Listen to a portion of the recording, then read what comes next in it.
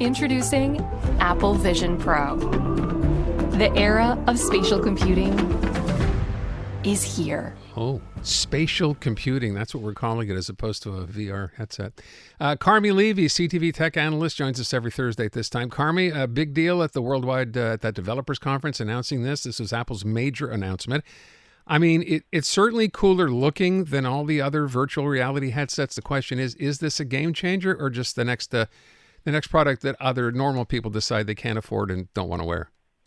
Yeah, see, the thing is, it's $3,500 US, probably about $4,700 or close to 5,000 Canadian by the time it goes on sale here early next year. So this isn't something that all of us are going to be buying, and this particular device isn't the one that we're all going to own. But that's the way it works in technology. Version 1 is never the version that you want to buy anyway. Version 2 and version 3 will be better, faster, smaller. Eventually, it'll just be a pair of glasses or a small little wearable. So version 5 or 6, a few years down the line, that's going to be the one that we're all probably going to buy. And so in that context, this announcement, Vision Pro, is kind of like the next iPhone. It's kind of like the category of products that we're going to be using after we're finished buying smartphones. What is that next big thing?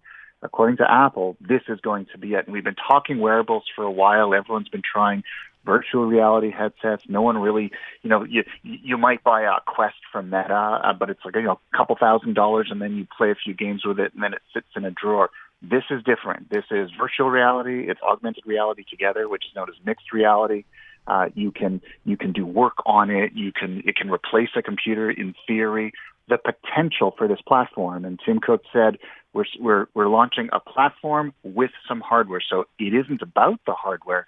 It's about creating this new, what you referred to it, spatial computing paradigm, this new kind of computing, sort of like the way personal computers changed the rules 40 plus years ago, sort of like the way smartphones changed the rules 15-ish years ago. Now we're looking at what happens after smartphones. Apple's just given us the best look. By the way, just to your point, when I compared this to all the other virtual reality headsets, this is, as you just said, not that. This is you wear it and you can write documents, do email. It's a computer you wear. Is that fair? That's exactly it. And I think that's what really jumped out at me was this wasn't just another virtual reality headset that lets me play games or walk around Mark Zuckerberg's distorted view of the metaverse. This is, I could take my laptop and I could toss it because I could put this headset on and I could write something in Microsoft Word, or I could update a spreadsheet in Excel, or do my email in Outlook, or participate in a Zoom or a Microsoft Teams call. All the stuff that I would normally do on a laptop, I can do in this too, completely immersed because this incredibly high resolution screen, this space is just projected in 3D in front of my eyes. And then the cool party trick here that nothing else can do, because everyone else is just virtual reality, this is more, is that if someone walks into my room while I'm working on this and starts talking to me, suddenly the device will recognize that they're there. And instead of me being completely immersed, it'll become more transparent. And now I'll be able to see them and interact with them. The sound goes down a little bit so that I can then have a conversation with them. God. And we can interact. Yeah, like the demos are crazy. I cannot wait to get this thing on my head just to see it. And of course it's version 1, and of course it's incredibly expensive, but it's that potential to take computing, which for the last 15, 20, 30 years really hasn't changed much. You sit at a keyboard in front of a flat screen. Yes, it gets better and faster every year, but it's still the same method of computing. That kind of gets old. Imagine having a thing on your head that you could take anywhere, and it replaces your smartphone, replaces your laptop, replaces all these things. We're not going to get there right now, but the potential is definitely there as the industry starts to pivot in that direction. Much the same way the first PCs weren't anything to write home about, this probably isn't either. But version 2 and version 3, watch out. So I always think that the price point with Apple products is going to be a deterrent, but that has never seemingly been the case. It isn't, because Apple is what we like to call a near luxury brand. So, when you buy an iPhone compared to an Android phone, you pay what we like to call the Apple Premium. They are a bit more expensive. MacBook Pros and MacBook Airs are more expensive to a certain degree than their equivalent Windows-powered machines. But for people who use Apple products, and I sort of straddle the line, I use both. I use all platforms because of the nature of my work, but my workflow, like my key machines, are all Apple for that reason, because I feel long-term, they may cost more up front, but you get access to things that you can't get on other platforms. It's not about the hardware. It's about the ecosystem. It's about the software that you use.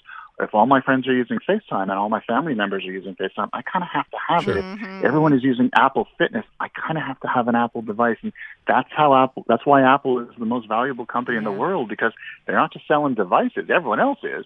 They're selling devices that plug into a much bigger world, and they're kind of hoping that Vision Pro is like that too. And if you look at, it is shocking, $34.99 US. It's a pretty big number. But the thing is, if in the relative number is, I'm not buying a laptop anymore. I'm not buying an iPad anymore. I'm not buying a whole bunch of other things, because this sort of takes all those devices and puts them into one. Hard to see that today.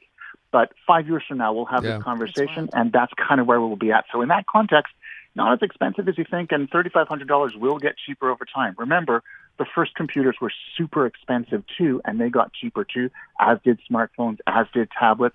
This is going to follow a similar curve. Let me go from high tech to low tech, but good news. In Quebec, yay for Quebec, a move to ban basically planned obsolescence, right? Because, we say stuff now is designed to last a couple of years, and then manufacturers would rather you throw it out and get a new one than try to fix anything, and this law will address that.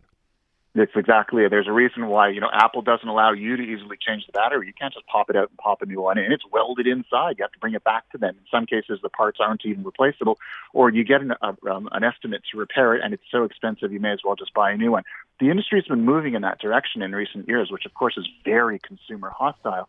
European Union introduced a new mandate last year that compels manufacturers to make sure that the right to repair is maintained. So your device has to be more repairable. It's got to be designed for it.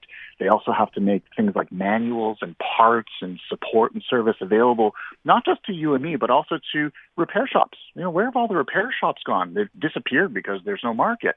Well, the tech industry has to change their ways. It started in Europe, but the cool thing is that Canada, in their most recent federal budget, said, we're going to do the same thing, and we're going to also add a common charger mandate. Everything's got to be USB-C, so you don't have to buy a different one for all your devices. Well, now Quebec is jumping on the bandwagon, and even though in the overall scheme of things, it's only one province, it reinforces this global trend that maybe someday we'll be able to take that laptop that, has a broken key, bring it down to a local repair shop and have it repaired in an affordable way so we don't have to trash it and buy a new one. I think that's amazing, because right now e-waste is a huge problem. And when you throw a laptop out, when a laptop goes to landfill, it's incredibly bad for the planet, and we are wasting way too much. We've got to learn to be more sustainable. Step in the right direction for sure. CARMI, thank you so much. Thanks, guys. CTV Tech Analyst CARMI Levy, every Thursday afternoon.